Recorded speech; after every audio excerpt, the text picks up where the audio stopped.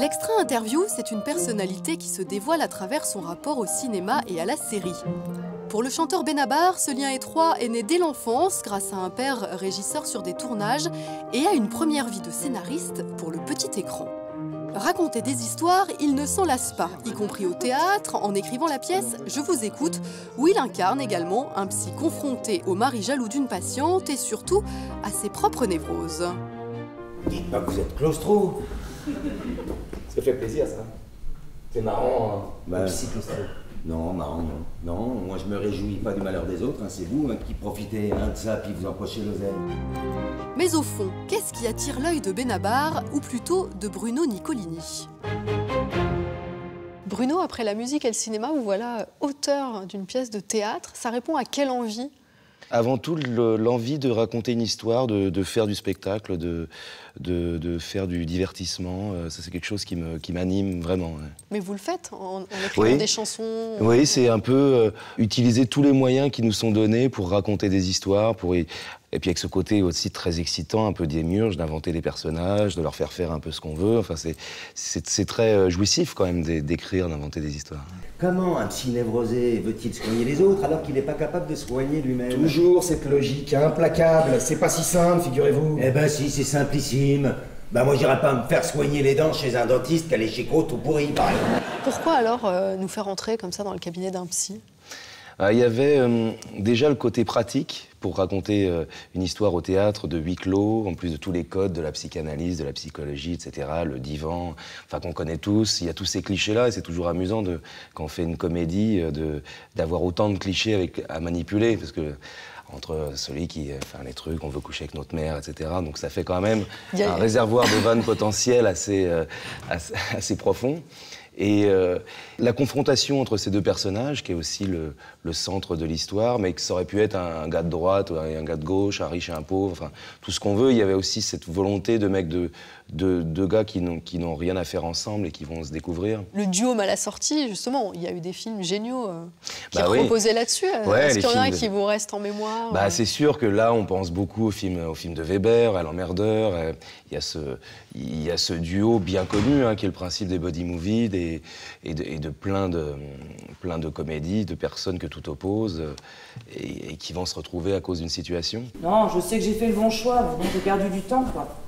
J'aurais dû vous écouter avant. Vous aviez raison quand vous me disiez que mon mari, c'était plus un obstacle. Mais revenons à votre mère. Votre père était régisseur de cinéma? Oui. Donc vos premiers souvenirs de cinéma, ils sont sur des plateaux ou ils sont devant un écran? Ils sont sur des plateaux, mais vraiment le côté technique était plus lié au côté spectaculaire des camions, de tout ce truc-là, qu'au côté vraiment artistique des acteurs et de l'histoire. Après, mon premier choc, ça a été Vincent, François, Paul et les autres. Ça a été vraiment une révélation, je m'en souviens très très bien. Ça a changé ma façon d'aborder mon avenir, quoi. Vous sauriez dire pourquoi? C'est quoi? C'est l'écriture? Je crois qu'il y a l'écriture, d'où d'ailleurs mon envie d'être scénariste, parce que Sautet, c'est devenu mon modèle depuis. Il y a cette histoire d'amitié qui est quelque chose moi, qui m'intéresse beaucoup, que j'ai beaucoup raconté dans les chansons. Et puis l'écriture, ce fait aussi de parler de deuxième rôle, c'est un truc qui m'a toujours fasciné chez Sautet. On a l'impression que dans tous ses films, il a retiré l'acteur principal. Vous avez commencé comme scénariste pour la télévision. Comment vous êtes arrivé à l'écriture de séries? De séries par des copains scénaristes avec qui on écrivait un film, à l'époque pour Éric Lartigot, qui ne s'est pas fait, ça c'est il y a quasiment 20 ans maintenant. Et Jean-Paul Battani, qui était scénariste des Guignols. Puis comme on était copains, il nous a fait faire un essai sur H, et puis on a été pris. Voilà, donc on a été pris, on était virés avec mon copain Fred au premier épisode. Après, on a été réintégrés. Et pourquoi vous avez été virés? Parce qu'on s'était engueulé avec le producteur.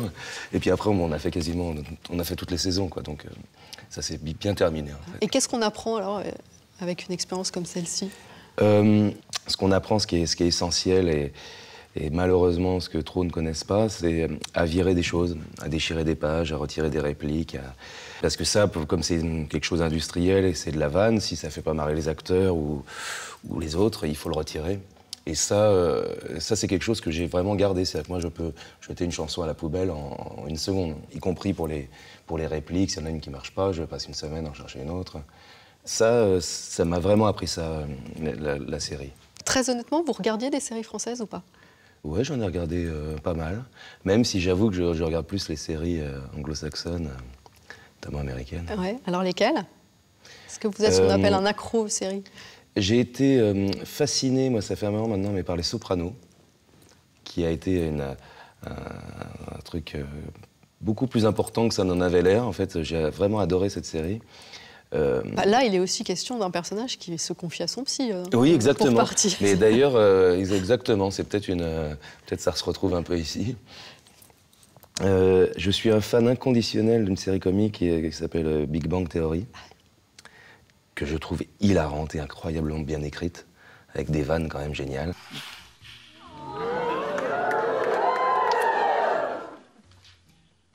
I'm sorry, but this is a litigious society. I'm gonna need verbal consent. Yes. You know, let me pull a quick contract off the internet. Je suis un amoureux de la vanne. Certains n'aiment pas trop les vannes. Moi, j'aime bien les blagues, quoi. Et même quand elles sont un peu connes, quand elles sont un peu grivoises, une bonne blague, je trouve qu'il y a quelque chose d'assez sublime dedans. Il y a quelque chose d'assez héroïque dans une vanne, je trouve.